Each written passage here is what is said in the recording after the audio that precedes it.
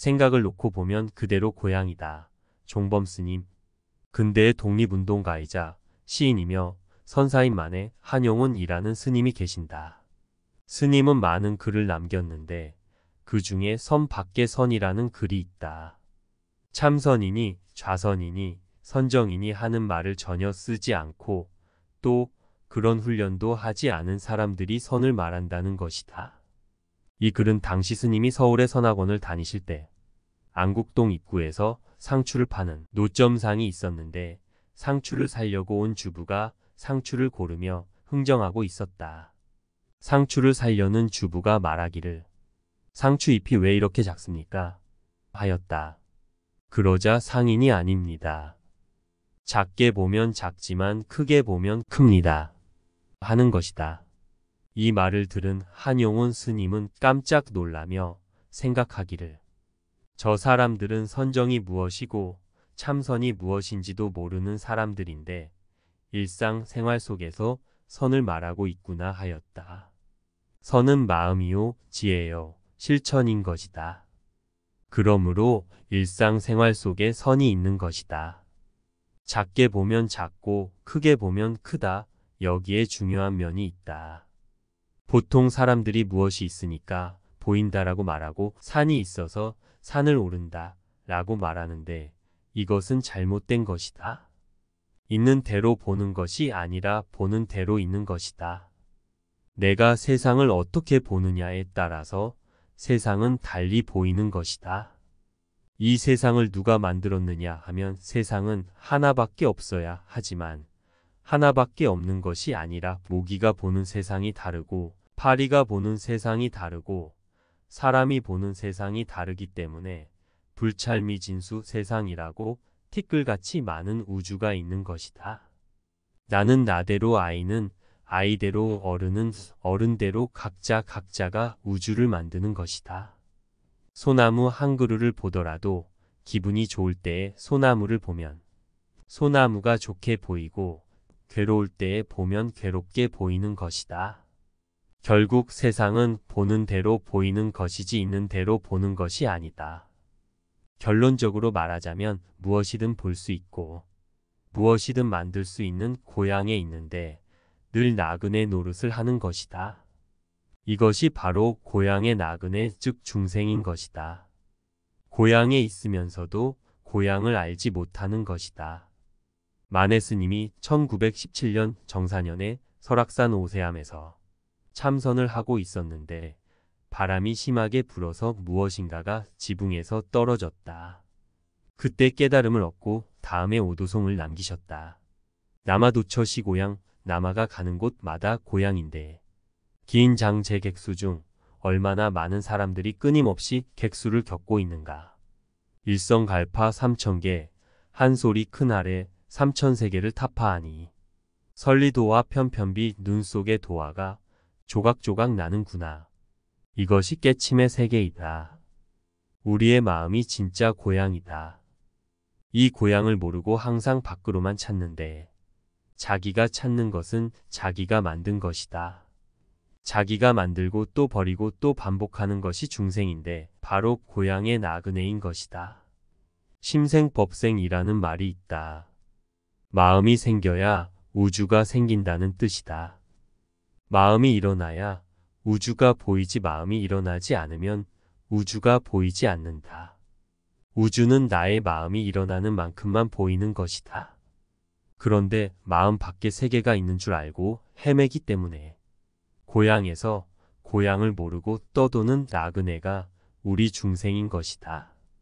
이것을 어리석음이라 하고 무명이라 하고 또 윤회라 한다. 자기가 만들어낸 세계인데 그것을 모르고 끊임없이 헤매기 때문이다. 그렇다면 고향은 도대체 어디에 있는가? 틱나탄 스님이 유명한 법문을 하였다. 40년 동안 가지 못한 고향을 방문했을 때 하신 법문인데 조상이 어디에 있는가? 내 몸에 조상이 있다. 내 몸에 조상의 모든 것이 다 들어있다. 조상을 만나려면 자신의 몸을 잘 이해하면 된다. 마음의 고향은 나의 참마음이다. 라고 하였다. 정신적인 고향, 신체적인 조상이 우리 몸에 다 있으므로 진정으로 행복을 얻는 길은 우리의 몸부터 살펴보아야 하는 것이다. 바로 조상이 깃든 고향이기 때문이다. 몸을 떠나서는 살 수 없다. 다음으로는 생각을 살펴보아야 한다. 매일 하는 생각은 무엇이고 일어나는 생각, 사라지는 생각은 무엇인가를 찾아보아야 한다. 모든 행복의 열쇠는 몸과 생각에 있는 것이다. 몸을 제대로 파악하면 조상이 물려준 모든 것을 파악할 수 있고 생각을 깊이 관찰하면 거기에서 여유로움과 기쁨을 찾아낼 수 있다.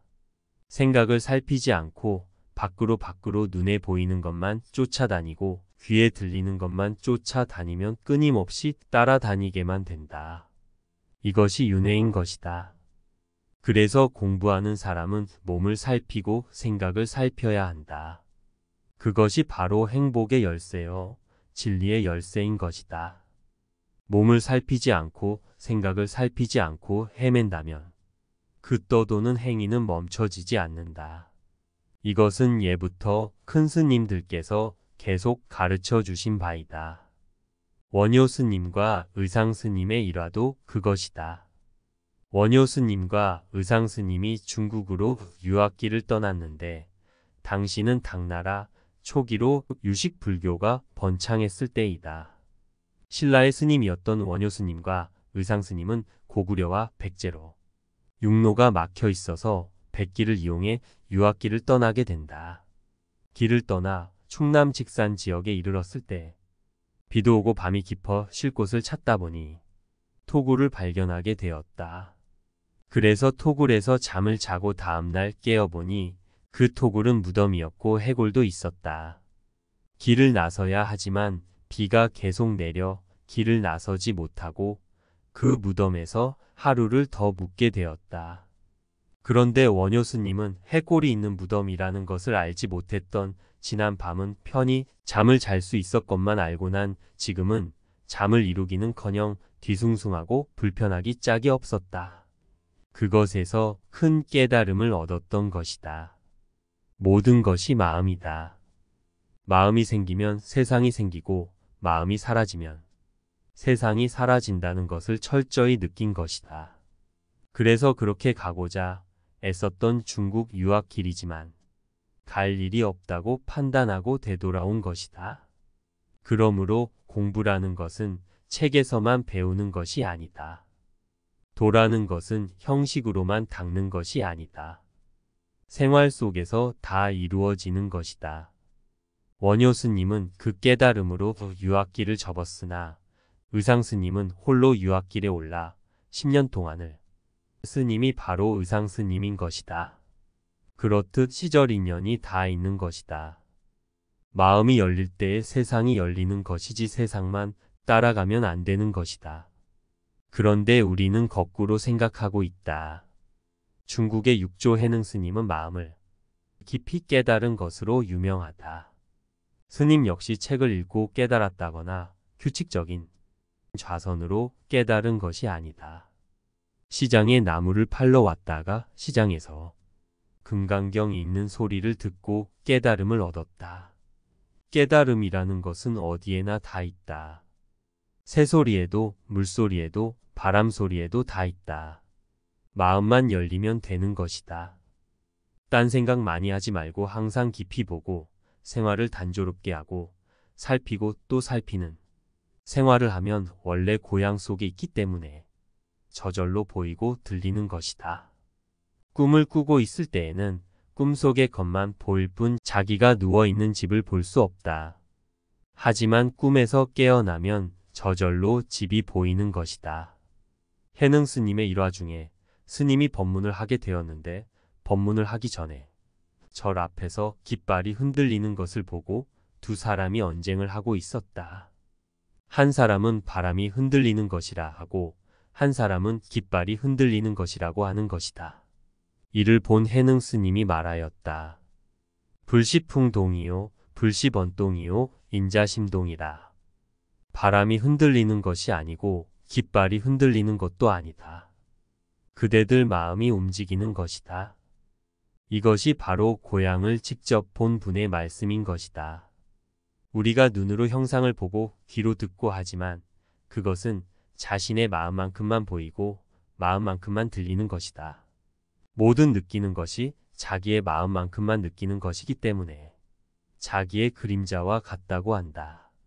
거울 앞에서 보면 그림자가 거울에 보이는데 저것이 나의 그림자임을 알고 보기 때문에 알지만 거울에 자신의 모습을 한 번도 비추어 본 적이 없는 사람은 그 그림자가 자신의 것인지 거울 속의 사람이 자기인 줄 모른다. 한영운 스님의 불교 대전에 이런 내용이 있다.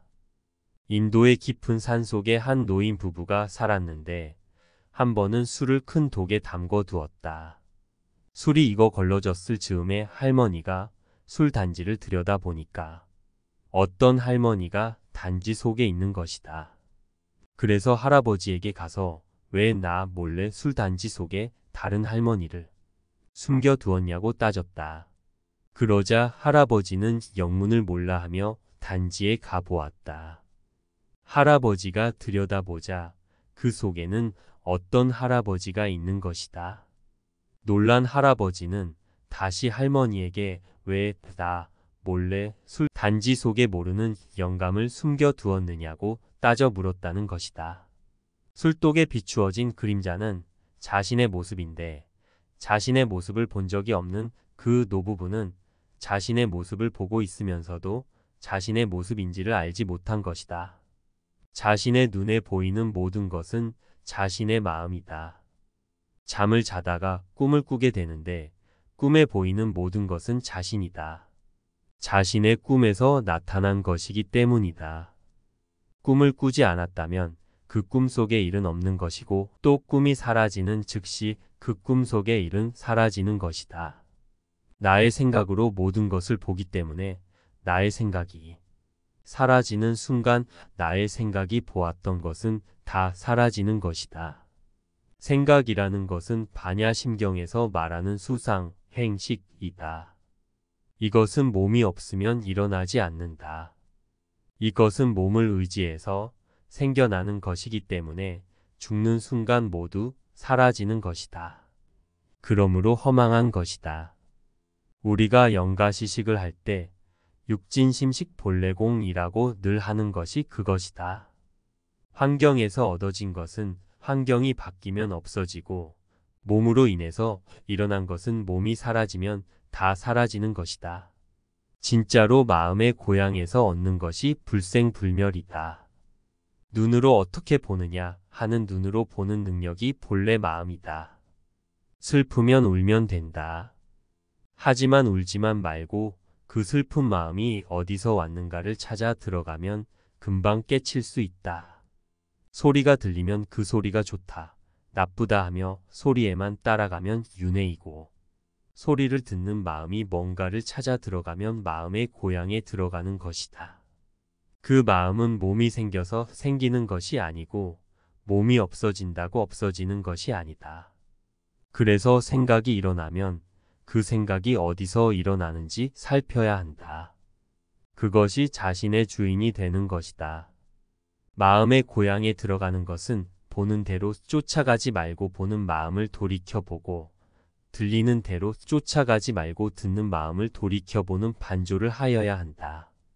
몸을 가만히 살펴보면 몸은 무상한 것이다. 어제의 몸과 오늘의 몸은 다르다. 순간순간 늙어가는데 그것을 모른다. 인생 무상이라고 하지만 죽는 순간만 무상한 것이 아니라 순간순간 무상한 것이다. 이것을 알면 탐욕이 일어날 수가 없다. 무상을 모르기 때문에 탐욕이 일어나는 것이다.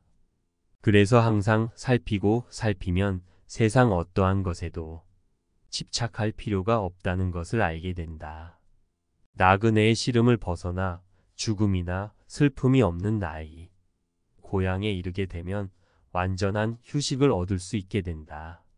그 속에 들어가려면 먼저 믿어야 한다. 그 신심만큼 자기를 확실하게 구제하는 것은 없다. 이것을 고향집 문 안으로 들어가는 입문이라고 한다. 신심이 자꾸 성장해서 커지면 한 단계 더 나아가 마당을 지나 마루 위에 올라간다고 하여 승당이라 하고 마지막으로 문을 열고 방으로 들어간다 하여 입실이라 한다. 이렇게 단계가 있지만 믿지 않으면 입문조차 할 수 없는 것이다. 일단 믿어야 향상이 되어 승당을 하고 입실도 할 수 있는 것이다.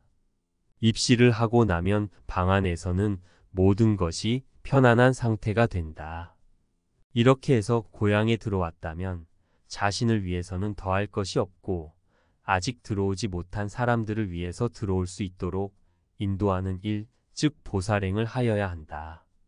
방에 들어왔더라도 그 방에서 기쁨과 편안함을 누리기만 한다면 덜 된 것이고 아직 들어오지 못한 사람을 위해서 계속 길을 인도하여야 하는 것이다. 부처님께서 훌륭한 길을 찾아서 우리에게 가르쳐 주셨는데 그것을 이해를 못해서 항상 생각을 멈추지를 못한다. 그러므로 생각을 멈추고 놓아야 한다.